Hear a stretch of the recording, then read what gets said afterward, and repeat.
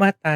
109ผู้ใดปรงพระชนพระราชินีหรือรัชทายาทหรือฆ่าผู้สำเร็จราชการแทนพระองค์ต้องระวังโทษประหารชีวิตวรรคสองผู้ใดพยายามกระทำการเช่นว่านั้นต้องระวังโทษเช่นเดียวกันวรรคสามผู้ใดกระทำการใดอันเป็นการตระเตรียมเพื่อปรงพระชนพระราชินีหรือรัชทายาทหรือเพื่อฆ่าผู้สำเร็จราชการแทนพระองค์หรือรู้ว่ามีผู้จะปรงพระชนพระราชินีหรือรัชทายาท หรือจะฆ่าผู้สำเร็จราชการแทนพระองค์กระทำการใดอันเป็นการช่วยปกปิดไว้ต้องระวังโทษจำคุกตั้งแต่12 ปีถึง20 ปี